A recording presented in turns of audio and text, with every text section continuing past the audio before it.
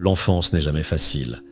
Mais pour les hommes Sigma, c'est un chemin semé d'épreuves invisibles qui façonnent en silence ce qu'ils deviendront. Dès le départ, ils se sentent différents, comme s'ils n'avaient pas leur place, avançant seuls dans un monde qui les comprend rarement. Ils doivent apprendre à se débrouiller seuls, s'adaptant dans le silence pendant que d'autres empruntent des chemins plus faciles, déjà tracés. Ces défis cachés laissent des marques durables, forgeant la force tranquille et l'indépendance qui les définissent à l'âge adulte. Sous leur apparence calme et assurée se cache l'histoire d'obstacles que peu de gens remarquent. Voici un aperçu des luttes majeures auxquelles chaque homme Sigma fait face en grandissant. Ils n'avaient d'autre choix que de se débrouiller seuls. Dès leur plus jeune âge, les hommes Sigma se retrouvent dans des situations où compter sur les autres n'est tout simplement pas une option. Ce n'est pas qu'ils préfèrent la solitude, mais le monde autour d'eux ne leur laisse souvent pas le choix. Que ce soit des parents trop absorbés pour leur offrir le soutien dont ils ont besoin, ou un système scolaire qui ne reconnaît pas leur manière de penser unique, la vie les oblige à devenir leur propre source de force et de guidance. Dès leur enfance, ils apprennent une dure vérité. Si quelque chose doit être fait, c'est à eux de le faire. Cette autonomie ne naît pas d'une préférence, mais d'une nécessité, une compétence de survie développée dans le silence et la résilience. Lorsqu'on se sent incompris, on finit par dépendre de ses propres instincts. S'ils se sentaient blessés ou confus, ils apprenaient vite à garder cela pour eux, sachant que partager ne leur apporterait pas le réconfort recherché. Au fil du temps, cette manière de faire face devient un réflexe, les transformant en résolveurs de problèmes nés, des penseurs aiguisés et des individus farouchement indépendants. Ils ne se contentent pas de surmonter les défis, ils les maîtrisent, forgeant ainsi leur identité. Mais cette résilience a un prix. Tandis que les autres enfants s'appuient sur leurs amis et cherchent du réconfort dans leur cercle, le jeune homme Sigma est occupé à apprendre comment porter son propre fardeau. Cette solitude laisse une empreinte durable sur la façon dont il navigue dans la vie. En tant qu'adulte, il devient la personne que les autres admirent pour sa capacité à rester calme, sous pression, et à prospérer dans des situations difficiles. Ingénieux, adaptable et imperturbable, en apparence, il semble invincible. Pourtant, sous cette apparence demeure le souvenir d'un garçon qui a appris trop tôt que la seule personne sur qui il pouvait réellement compter, c'était lui-même. L'autonomie est à la fois un don et un fardeau. Elle leur confère une force incroyable, mais elle rend aussi difficile de demander de l'aide, non pas parce qu'ils ne le veulent pas, mais parce que cela va à l'encontre de tout ce que leur passé leur a enseigné. Demander du soutien leur semble contre nature, presque comme une trahison des compétences de survie qu'ils ont développées au fil des années. Bien que cet état d'esprit ne soit pas toujours la solution idéale, il fait partie de ce qu'ils sont. Des individus qui affrontent la vie de front, prêts à gérer tout ce qui se présente, entièrement seuls si nécessaire. La société n'a jamais été conçue pour correspondre à leur nature. Dès le début, les jeunes hommes Sigma se retrouvent en décalage avec le courant, cherchant constamment à aller à l'encontre de la vague. Le monde, avec ses systèmes rigides et ses attentes uniformes, semble fait pour ceux qui se conforment sans poser de questions.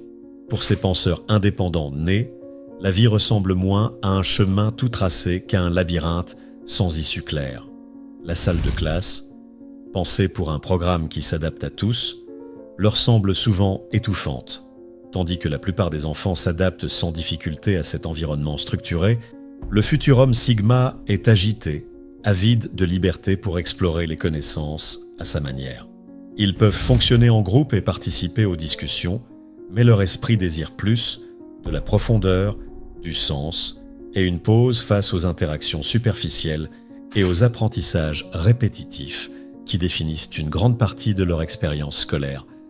Les enseignants interprètent souvent leur insatiable besoin de poser des questions ou leur manière de penser peu conventionnelle de façon erronée. Ces garçons ne cherchent pas à défier l'autorité ni à causer des problèmes. Ils sont simplement animés par le désir de comprendre le monde à leur manière. Leur curiosité profonde et leur soif de compréhension sont parfois perçus comme de la rébellion, de la distraction, ou, pire encore, comme un comportement perturbateur. Le temps de jeu présente ses propres défis. Bien que les jeux structurés et les activités de groupe aient leur moment, ces jeunes garçons ont souvent soif de liberté pour s'aventurer dans leur propre monde de curiosité et de créativité. Bien sûr, ils peuvent participer à des sports d'équipe ou à des jeux en groupe, mais leur véritable passion réside dans des activités qui stimulent leur imagination et défient leur intellect. Ce sont ceux qui démontaient leurs jouets juste pour comprendre leur fonctionnement ou passaient des heures à perfectionner le vol d'un avion en papier. La tension constante entre ce qu'ils sont et ce que la société attend d'eux laisse une empreinte durable. Dès leur plus jeune âge, ils se rendent compte qu'ils ne rentrent pas dans le moule, que le monde récompense ceux qui suivent les règles, pas ceux qui pensent différemment. Mais cette lutte fait plus que les distinguer. Elle nourrit leur créativité et aiguise leur indépendance. Dans un monde qui valorise souvent la conformité, ils apprennent à tracer leur propre chemin, développant une résilience et une ingéniosité qui les façonnent en individus confiants, uniques et hors du commun. Leur curiosité n'était pas vue comme une qualité positive. Ce sont ces enfants qui ne pouvaient pas se contenter des choses telles qu'elles étaient. Ils avaient besoin de comprendre le pourquoi et le comment de tout. Plutôt que d'être encouragés, leur insatiable besoin de poser des questions était parfois perçu comme une source de frustration, notamment dans les salles de classe où leur soif de compréhension était considérée comme perturbatrice et non comme le signe d'un esprit curieux et avide de savoir. La curiosité peut être théoriquement encouragée, mais dans la réalité, elle est souvent rejetée, en particulier chez les jeunes hommes sigma. En classe, leurs questions profondes et percutantes rencontrent des réponses du genre « on n'a pas le temps pour ça maintenant » ou « ce n'est pas dans le programme ». À la maison, les parents peuvent trouver ces questions incessantes, épuisantes. Une simple question comme « pourquoi l'herbe est-elle verte ?» peut rapidement se transformer en une longue explication sur la photosynthèse et la manière dont la lumière interagit avec les plantes, des sujets que la plupart des adultes ne sont pas prêts à explorer après une longue journée. Ce que l'enfant considère comme une exploration fascinante est souvent perçu comme une diversion gênante par ceux qui l'entourent. Leur curiosité va bien au-delà des questions habituelles. Elle les pousse à explorer, expérimenter et comprendre le monde d'une manière que les autres ne font pas. Mais au lieu de recevoir des éloges pour leur curiosité, ils sont souvent accueillis par de la frustration. « Arrête de tripoter ça » ou « Pourquoi tu ne peux pas être comme les autres enfants ?» deviennent des phrases familières. Leurs camarades peuvent les considérer comme bizarres ou ennuyeux, tandis que le reste du monde semble se contenter de réponses simples. Mais pour l'homme sigma en devenir, le besoin de comprendre le pourquoi et le comment est trop fort pour être ignoré, ce qui peut le faire paraître plus sérieux ou distant aux yeux de ceux qui ne voient pas le monde à travers son prisme. Même avec les meilleures intentions, les adultes essaient souvent de diriger leur curiosité vers des directions plus pratiques. « C'est bien, mais comment cela t'aidera-t-il à gagner ta vie ?»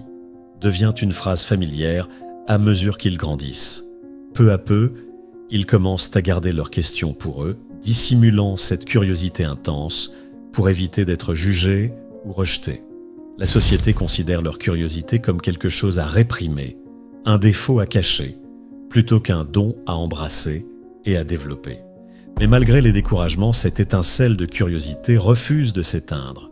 Elle peut être mise de côté un moment, mais elle ne disparaît jamais vraiment. Avec le temps, ces futurs hommes sigma apprennent à canaliser leur curiosité, en faisant un puissant outil de croissance et d'évolution. Ils deviennent des chercheurs de savoir tout au long de leur vie, toujours en quête de réponses, toujours en exploration et toujours poussés par le désir de comprendre toujours plus profondément. Ils ont toujours eu le sentiment d'être différents. Dès leur plus jeune âge, les hommes sigma ont toujours eu le pressentiment qu'ils étaient d'une manière ou d'une autre à part. Ce n'était pas quelque chose qu'ils pouvaient vraiment exprimer avec des mots, mais c'était un sentiment profond, presque instinctif. Tandis que leur père semblait suivre les mêmes routines et partager les mêmes centres d'intérêt, ils n'arrivaient pas à se débarrasser de cette sensation de ne pas tout à fait appartenir. Ce sentiment de différence se manifestait souvent de manière inattendue. Peut-être étaient-ils plus attirés par les activités créatives que par les sports compétitifs, où leur humour ne correspondait pas vraiment aux blagues de leurs camarades. Peut-être se retrouvaient-ils à engager des conversations profondes avec des adultes plutôt que de se perdre dans le tumulte des jeux d'enfants. Les centres d'intérêt des hommes Sigma ne correspondaient que rarement à ce qui était à la mode ou considéré comme cool dans leur groupe d'amis. À l'école, ils se démarquaient souvent en apportant des perspectives nouvelles aux leçons, en établissant des liens que les autres ne remarquaient pas. Cela pouvait leur valoir les éloges des enseignants, mais laissait leurs camarades perplexes, voire moqueurs. Ils n'essayaient pas de se distinguer. Ils voyaient simplement le monde à travers un prisme unique. Les réunions de famille pouvaient aussi être difficiles pour eux, tandis que les autres s'intégraient facilement dans les échanges décontractés et les discussions légères. Ils se sentaient souvent déconnectés, ne sachant pas comment s'intégrer ou tout simplement désintéressés par les conversations dominantes. Ce sentiment de différence n'a pas toujours été un fardeau. Parfois, il leur donnait un sentiment discret de fierté, une conscience cachée qu'ils voyaient le monde d'une manière que peu d'autres pouvaient comprendre. Pourtant, plus souvent, il éveillait en eux un désir profond de s'intégrer, de trouver un endroit où ils appartiendraient réellement. En grandissant, ce sentiment de différence ne s'estompa pas. Il est devenu une partie de leur identité. Ils ont commencé à embrasser leur perspective distinctive comme une force, plutôt que quelque chose à cacher. Cependant, ils n'ont jamais oublié à quel point il était difficile de se sentir isolé, étant enfant, confus, seul, et se demandant pourquoi ils ne s'intégraient jamais complètement. Ces expériences formatrices les ont marqués, façonnant la manière dont ils interagissent avec le monde et les autres tout au long de leur vie. Ils ont constamment été sous-estimés ou remis en question. Dès leur plus jeune âge, les hommes Sigma ont été constamment sous-estimés et remis en question, une réalité qui n'a fait que renforcer leur sentiment de différence, parce qu'ils ne se conformaient pas toujours à ce qui était attendu. Les autres supposaient souvent qu'ils ne pouvaient pas être à la hauteur. Leurs pensées non conventionnelles déconcertaient les enseignants, qui ne parvenaient pas à percevoir leur véritable potentiel. Tandis qu'ils s'épanouissaient dans les domaines qui suscitaient leur intérêt, leur manque d'enthousiasme pour les matières qu'ils trouvaient ennuyeuses était injustement perçu comme de la paresse ou un manque d'intelligence. Leur méthode créative de résolution de problèmes était souvent rejetée comme incorrecte simplement parce qu'elle ne suivait pas l'approche traditionnelle. Parmi leurs pairs, leur nature calme et introspective était confondue avec de la timidité, voire de l'incompétence sociale. Les autres, enfants comme adultes, sous-estimaient souvent leurs véritables capacités, les jugeant moins intéressants ou moins capables qu'ils ne l'étaient en réalité.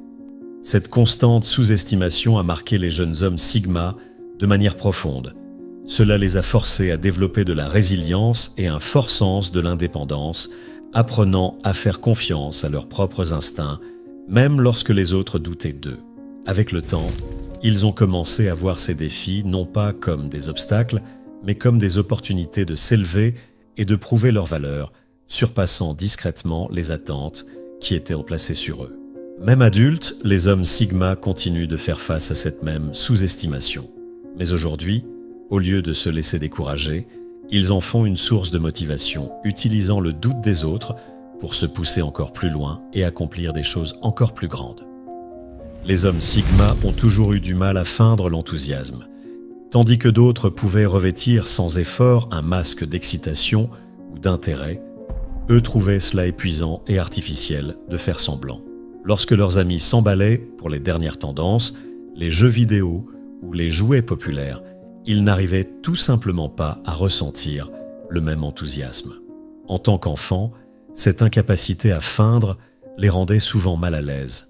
Ils ne voulaient pas être perçus comme différents, mais feindre de l'enthousiasme pour quelque chose qui n'avait aucun sens pour eux était épuisant, tant mentalement qu'émotionnellement. Ils essayaient de s'intégrer, mais l'effort était toujours forcé et les laissait se sentir déconnectés. Cependant, à mesure qu'ils grandissaient, cette lutte s'estompa lentement. Ils apprirent à accepter qui ils étaient réellement, ne ressentant plus le besoin de faire semblant juste pour appartenir. Bien qu'ils puissent encore trouver difficile de manifester de l'enthousiasme pour des choses qui ne suscitent pas véritablement leur intérêt, ils ont appris à lâcher prise par rapport à la culpabilité. Ils ont fini par accepter qu'il était normal d'être authentique et de ne pas forcer l'excitation là où elle n'existe pas.